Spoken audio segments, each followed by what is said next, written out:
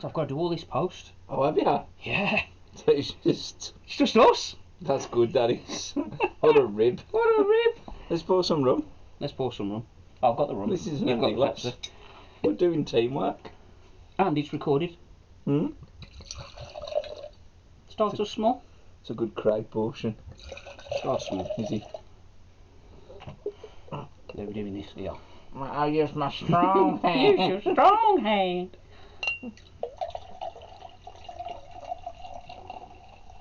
Welcome to the podcast. I'm guessing that rum on.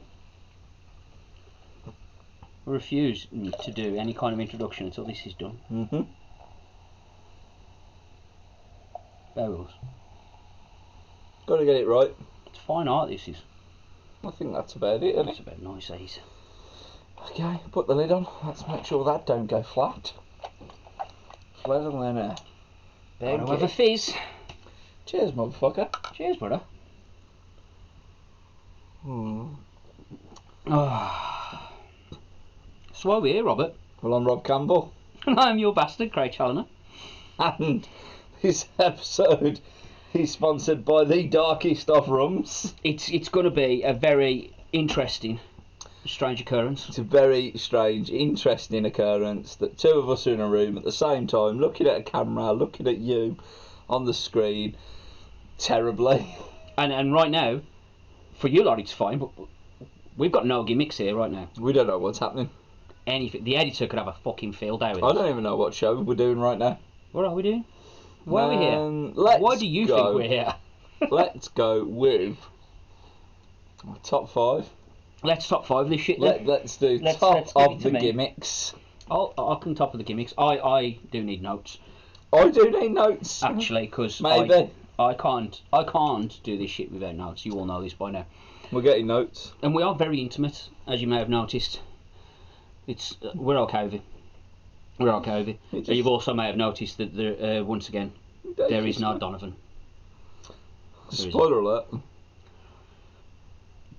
No spoiler alert. It ain't gonna happen. There's going to be no Don for the foreseeable future. We may allow him to come back at some point. Oh shit, did he fall down the hole too? I don't know. I'm still trying to decide whether or not we should kill him off or just leave him gone. Leave him in the beard. Valley of Beards. The Valley of Beards, yes. I like the Valley of Beards. Anyway, you bunch of fuckers out there. Why are we here? We are here for top 5 valets. Valets. It just seems weird, this does. I'm actually talking to somebody. Yeah. I'll be honest, it's strange. Like, I can actually do this now. Just saying, point it out there, broke back. If you will, baby. It wouldn't be the first time. I have an erection. So you should. I think so. Yeah, just the top 5 valets. Just to clarify though, Let's we're not clarify talking this. about like the Asda car wash or the Romanian on the street corner, like that isn't a prostitute, but wash your car. We're not talking about them, are we? I may need to adjust some of my top 5. Okay. These things happen when we don't clarify. 1 second. Are you ready? Fuck it, we'll wing it. We'll wing it. Do you want me to start then? Yeah, fucking you Alright, control off, because you've been okay. preparing. Yeah, so I think I've been at Craig's probably about 3 hours now. Yeah, give or take. Watched Argentina, Mexico. It's the night of the Survivor Series 2022. Spoiler alert, we're watching that. Well, he'll watch that. He'll be I'll knocked probably out for the sleep night. through it, yeah. Mr. Rock the afternoon, they staged. Do you know what I mean? It's the old age, mate. It gets us all. It gets us, it catches up. Not me, obviously. But yeah, I basically put my top 5 together about 2 hours ago when I went, oh shit, what's top 5 today, or top of the gimmicks today even. Yeah, you did. And you went valets, and then I probably made that awful joke back then too, but not. We're all good about jokes. Then I said, I think I want to go for people that haven't really been in the ring, like on a big scale. Yep. Yeah, and then I was like, okay, so I've got 4 in my head, like sort of they're alright, they're good, I'm happy with them. And then like the 5th one, I was like, right, maybe this is controversial, maybe it's not, who knows? Right? We'll know soon enough. You will. Are you ready? Let's do this. Okay. So number 5 for me is a more recent person within the big Fed of entertainment. And I've gone with Lana. Ooh. Yeah. Good shout. A ravishing Russian herself. You know, I've actually missed her off my honourables. I forgot her. Well, I feel bad. you know, she was a sole survivor at a Survivor Series one year. She was. So she has been in the ring, right? Yeah, but she's not really known for that as well. There you go. I think she did a great job with Rusev. Yeah. And a tank at WrestleMania. Exactly. Who wouldn't want to be in a tank? There you go. So from a modern day perspective, I think Lana has been able to stand out. She's attractive. She's good on the microphone. And she gets the job done when she needs to, in terms of cheating to help the heel win or blah, blah, blah. She even had that little good run with Dolph Ziggler for like a month. Yeah, I mean, we'll overlook that randomness with Bobby Lashley, because... What happened there? It was just bullshit. Just keep moving. Pack of wank. That's my number 5. I'm okay with your number 5, actually. I do like that, and I'm actually feeling really bad that I didn't even put on my honourable. Can I shout an honourable, though, out while I think about modern era that definitely didn't make it in my 5? She might have made it in yours. Maurice. I love Maurice. I love Maurice, too. I love Maurice. Also, I didn't make my mum on. Why did I forget? Why have I forgot? You know what? I haven't forgot all modern. Okay.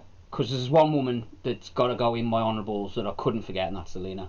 Yeah, Zelina Vega's killing it right now. Oh, and mate. she's never had a progressive opportunity as she has right now, right? Yeah, exactly. I mean, you give her the Queen of the Ring, that could have gone even further than it did. Yeah.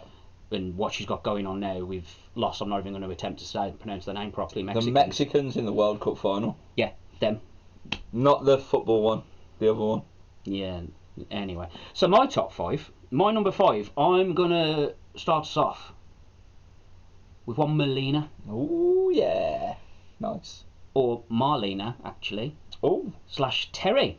Oh, okay, you were close. See, I was going to go Melina, but I didn't, because I wanted Marlena, but for some reason Melina came out. Nice. She's in my honourables. Yeah, if that she helps. should be. She's not in my top 5, and neither is Terry Runnels, aka Marlena. Marlena, not Melina. Marlena. She's in because she was fucking great. Like, I think of the Attitude Era, and I think of valets, proper valets that did the business. She's up there. Oh, yeah. Marlena coming out, smoking the cigar and everything else. She knew how to get the heat, she knew how to do everything, she knew to draw attention where it needed. Brilliant. And she knew where to leave it. She was like the blueprint for like Sable, wasn't she? Yeah. Do you know what I mean? And she knew exactly where she was going. I mean, you look when she took out, when she was part of Edge and Christian, like the Hardys, like that entire Invitational. Yeah. She gave them that little bit of a nudge that they needed on top. So yeah, she gets my nod there, number 5. I agree. I think like when I think of 96, 97 especially, going into that hardcore Attitude Era, she, alongside someone that does make my top 5 that I'm going to say for a little bit later, were the women of that product. And because of what had happened with fucking Alundra Blaze. Miss Alundra Blaze, yes. I was going to call her Luna Blue, but... No, shout it's out to an easy Luna. thing. Shout out to you, Luna Blue. See you next Friday, December 2nd. We would have seen you Friday. Yeah. That one, December 2nd. It was a great show. Oh, we'll see you tonight. We'll see you tonight. We'll see you tonight. There you We're go. recording this. Yeah. Anyway, that'll be good. From there, Marlena, fantastic. Love her. Brilliant. Right, so my number 4. There's some very sunny days. Oh, here she is. She got to make it. Yeah. And I'll give you 3 reasons. 1, it's sunny. Yeah. 2, it's sunny. And 3, in case you're all wondering, LOD 2000 sunny. Ooh. Like, you need... Like, I just tried to make a point of not doing these valets as based on looks. Yeah. But it was really hard to just ignore Sunny. But Sunny was a tag team champion. Regardless of her not wearing the belts, she was a tag team champion. But not only that, I mean, Sunny was stunning. Like, absolutely stunning. She was great as well. Everything that I said about Terry Reynolds, Sunny did previously. But didn't flaunt it as much, maybe. It was a little bit alongside. Yeah. Just a bit off, but she was great. I fucking loved it. And she gave LOD that extra little nudge on their return that they did need. So, yeah, Sunny gets my number 4. She got the LOD pop. Oh, she did. Sunny's actually my number 3. I went one higher than you, because I suppose because of the person that I name as number 4.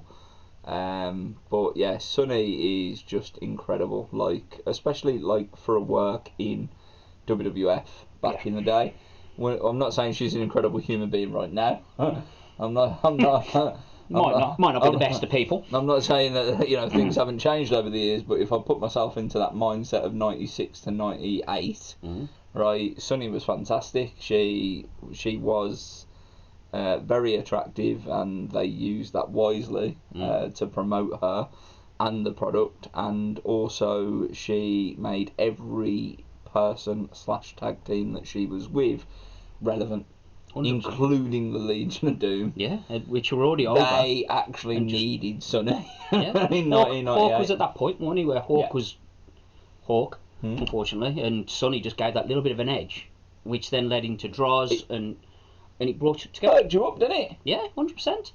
I mean, that was 96. I was 13, so yeah.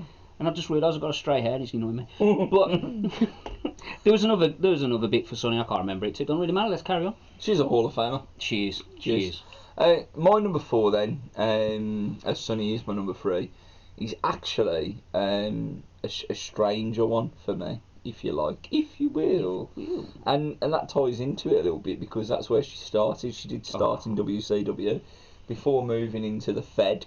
Famously with a husband to begin with, and then a certain, J-E, double F, J-A, double R-E, double T. I'm talking about Deborah. Yeah. I'm talking about the reason that the King shouted puppy so much. Yeah, she was the original puppies. She was. Yeah. Regardless of her actually being the original puppies or not, that was the most time the King shouted puppies. Yeah. Was when Deborah was on the screen, and she was great. She played again the gimmick really, really well. She wasn't the best on the mic as such, but she'd have a go and she'd tell you that you're a prick. 100%. I mean, you look, she's on my honourables. Yeah. I'm going to give her an honourable. But you look at the shit she did with Steve later on. We won't get into that conversation, but you look at everything when she came out, when she was wearing the black and she stopped being that just look at me flaunt. Yeah. She was able to make people detest her, but yet somehow still love her. Yeah. And it was fucking brilliant. I mean, she was there for the fucking all the gimmicks when Austin started going fucking let's play little guitars and wear little hats and everything. She's just sitting there in the background living the dream, ain't she? Yeah. I mean, let's look at it. What she actually did then with Austin. She was there for the reaction. Yeah. And she gave the reactions that were right for the time. She interfered where she needed to. She stepped back where she needed to. Dead good shout. Thank you. Cheers. Obviously, we know you're number 3. I appreciate my number 3, Sunny. Your number 3 my number 3, this is where I said we're going to have a little difference. My number 3 is Beulah McGillicuddy. Okay, nice. Now, I love ECW. Don, wherever you are, in the beards. You'll probably somewhere. He's not here. He would also appreciate this. Now, Beulah was found as she was a backup dancer for Prince. Nice. At a show. That's a great story, by the way. Damn good story. We should definitely get into that at some point when I've read everything up on it properly. But she was a backup dancer, so she was a backup dancer for Prince. Yeah. While there, she was introduced by a guy there to Raven. Nice. Raven was like, "Dead fit you are. I like you. I'm going to introduce you as Paul Heyman." And Paul Heyman went, "I like you. I've got an idea." And then Beulah came in, and for non-ECW folk out there, Beulah came in because she was feuding with Tommy Dreamer alongside Raven. No, she was doing this because Tommy Dreamer and Raven, long history. They were at camp together. Okay. As childhood friends, they was at camp together. Beulah was there also. Oh yeah. And she stole the girlfriend, mate. Well, this is the thing. She came on to Tommy Dreamer because she had a big crush on Tommy Dreamer, and Tommy, being the sexy man beast that he was back in the day, because people loved him and it still do. He, to a degree, that's another conversation. He turned her down because she was fat. Wow. That happened. Well, according to the conversation. This is an extreme storyline. Yeah, I'm going with it. It's ECW. This is why you're getting the full storyline, because people need to know it. It's brilliant. So she aligns herself with Raven by fucking him at camp, thinking that would get back at Tommy because how old were they at camp? I have no idea. I also asked the internet that question. He didn't tell me. It's not. There's a lot of holes in this story, Paul. There's a lot of holes in this story. But, you know, part of this, when I was asking the internet, like, how old were they? Part of me didn't care. They probably didn't get away. They couldn't get away with college because, like, they probably didn't, right? Yeah. I would, to be honest, I'd think Crystal Lake. Nice. So there we go. Teen, but not over the 18 yet. But at the age. Let's go with like a slasher camp theory. Slasher camp kind of level. That's where I'm going with. So obviously there was that anyway. So that's how she come in. Fun episode to watch, by the way. Tommy Dreamer, Raven. Like, you know that Beulah camp show that they did, that like cartoon one. That would be a fun one. That was the stories. Yeah, I like that. That was good. After just breaking people all the while. What? Yeah, so anyway, so Beulah came in. That was her intro. So that was a big fucking introduction that you get in there. That is a big introduction. It was needed. It was needed because people don't watch ECW and you should. But while there, some of you, we'll find you some. One match per card, maybe. There's at least 2. But anyway, Beulah. When she was painfully had to sit through some ECW reviews, remember? Yeah, but that's mainly because the people that were choosing the ECW went based on Big Pop and people's opinion rather than fact. Do you hear that, Daniel Cornfield, you motherfucker? Calling you out, don't. But yeah, so she was there. Watch it anyway. Oh yeah, what are we doing? What are we calling you out for? Like we'll text him. We'll put this back just for you, John Clippy. While there, she did everything. She was fucking amazing. She wasn't afraid to take a hit either. Yeah. Like, she would take hits better than a lot of the boys. She definitely took a chair shot better than Jericho. He didn't like him so much compared to her. That was awesome. But she also had a fucking match against Bill Alfonso, which is one of the bloodiest matches in ECW. Wow. And it's fucking quality. Also, she took a pile driver pretty much every single week from Tommy Dreamer until eventually she got pregnant. This is where the story comes back. She got pregnant. Turns out to be Tommy Dreamer's baby. Dun dun dun. So that happened. So Tommy. So Janine come in and pushed her down the hill. Someone got pushed down off the fucking cliff. Danny Dyer, we love you. It was all go. Barry, not so much. Poor Barry. It was all go. So anyway. She got pregnant. Tommy Dreamer's baby, and then Shane Douglas come in and went. Tommy, actually, you should know she's not even pregnant. It's all a ruse. This is where you expect the Vince McMahon gimmick to come off. It was me all along, Austin, but it's not. No. Music hits, and out comes Raven. Oh my God, it's fucking Raven's kid after all this, blah blah blah. No. Raven's got himself a new valet, by the name of Kimona, and Kimona comes out and says that Beulah and her have been having an affair this entire time, and she kisses Beulah down to the mat. And you think, wow, what a way to end it. We'll be back. What's Tommy Dreamer going to do here? Tommy Dreamer grabs them both by the hair. Looks like he's going to smash them together, and he goes, I'm hardcore. I'll take them both. And he kisses them both on camera. And then walks up, leaves Raven flipping out. ECW ruled. Just take it in. Think about it. Enjoy it. Exactly. But other than that, Beulah did everything that a manager should do all the time. She was there for Raven throughout the flock, for all the flock. She was back and forth, in and out the ring. Survived the lot. Love that you saving it. I like that. That's good. Of course I am. No, I think that's a really brave choice. Well done, mate. It is. And you know what? I'm standing by it, because originally, my number 3 was Sunny. But then I was like, nah, I'm going to play with this. Okay, prick. Yeah, that's it. I'm going to play with it. Who's betting that now 2 and 1 are going to be very similar? I'll be very surprised if they're not. Okay. I will be. And depending on what order? Yes. Okay. So, my number 2 is the Sensational Sherry.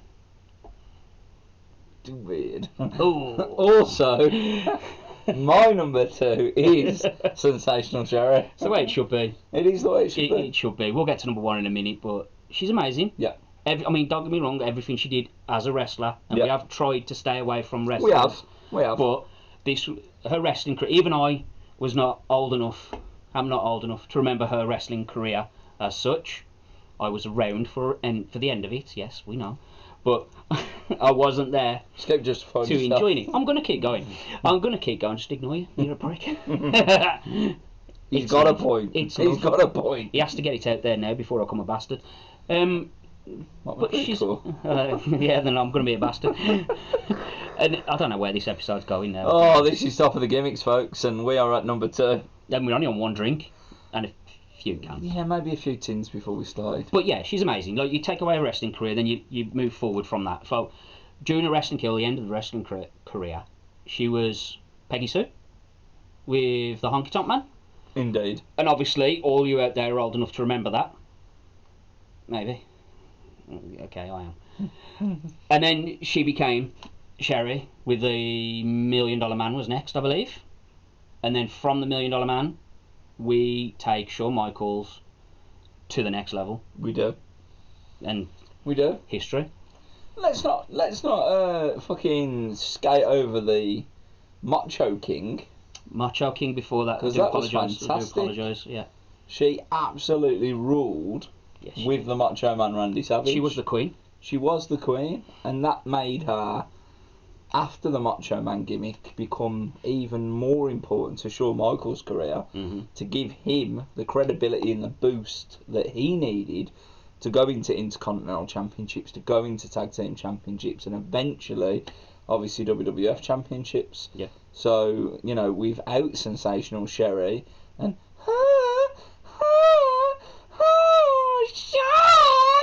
excuse me. Mr. WrestleMania might not have been. No, you know what? As well, what was awesome at the end of the Shawn Sherry thing was her face turn. Yes. When she started helping Jannetty. Yeah. Now, this was fucking weird as balls to me when it happened. It was dead good But though. I fucking loved it. The Rick Martel thing as well at SummerSlam 92. It was dead good. It was out of nowhere, and you're like, okay, that happened. Yeah. I'm okay with it. And then she took a fucking bump that night as well. Yeah, she did. And probably took a few more actually. I was going to say, let's be honest. There is some stories out there about them either. But then Marty got fired, and everyone went, "Fuck's she going to do now?" In walks, was it Tatanka? Do you believe she brought out the undefeated Native American known as Tatanka? We're just going to move on to Harlem Heat for that infamous promo that she was a part of, where she was consoling Booker T for the rest of his life. Coming for you, Hogan. Literally. Coming for you. So yeah, Sensational Sherry is number 2. Before you hit 1, yeah, she also did a stint in ECW, which is amazing. Of course she did. ECW. Of course she did. Yeah, I just got to get ECW in there great. again, just once more. She's great. Sonny did as well. She did. There you go. So why not Francine, by the way? Because Francine, for me, wasn't... She didn't put herself out there as much. Okay. She was there, but she didn't take as many as the bumps. She did take bumps, don't get me wrong. She took a lot of hits, top of good hits, but Beulah seemed to have something more about her, that she cared about the people that she was helping. Okay. Even though she was a bitch and she was there as a bad guy, and then she went with Tommy and it was dead good and stuff, but she made you feel where you're supposed to, in that sense, so she drew you in, whereas Francine didn't so much. Francine was the arm. Okay. So. Alright, and Gemma Jameson was just a one-off, right? Pure, okay. Yeah. Alright. Maybe not so much a one-off as we think, but yeah, definitely a one-off for FCW. Number 1 then. Shall I do it? Go on, let's shock everybody.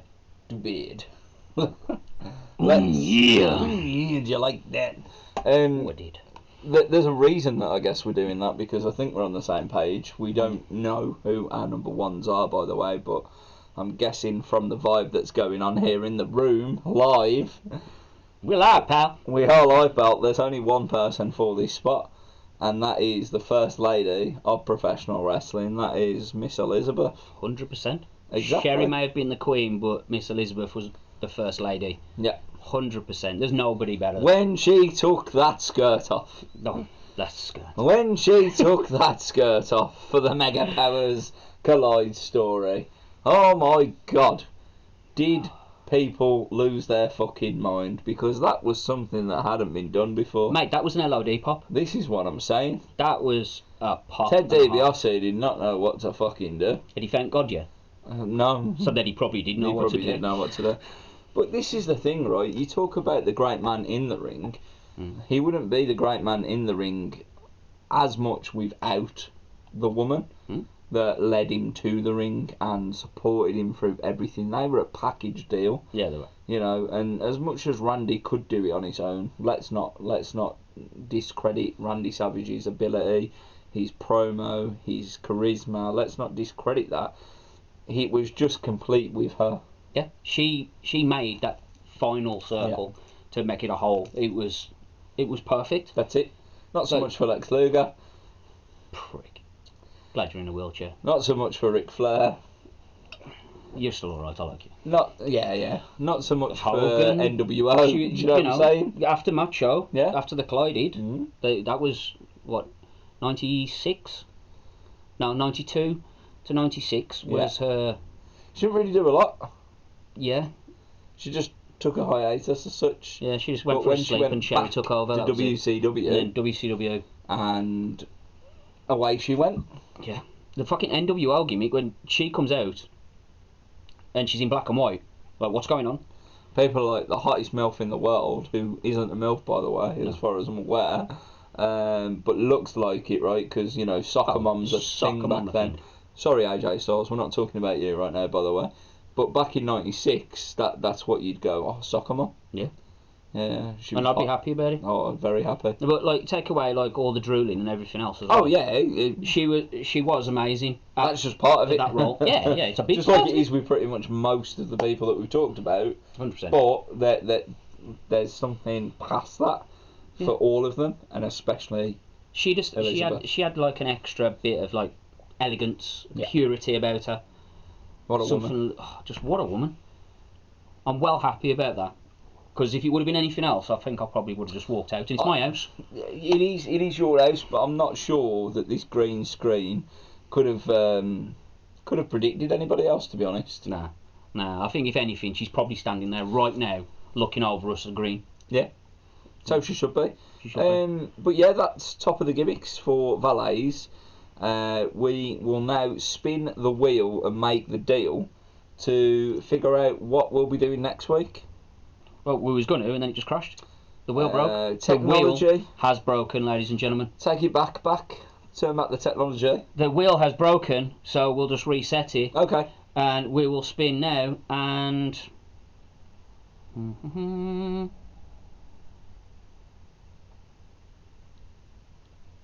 Is it spinning? No, it might be spinning. No, it's not. It's not doing anything. It's not doing anything. It's just decided to stop. So it's going to land on Charles. So Charles, well done. You win. Don't know who you are, Charles. But congratulations. Top lad. So, King as Charles, always, we are constantly sponsored. Oh, no, Beatrice wins. So, as we are flooded with technical difficulties, as always... we'll figure that out in the group chat. The video's there. That'll show you who won. So, yeah, till next time. I've been Rob Campbell. And I am the bastard, Craig Challoner. What a ripper.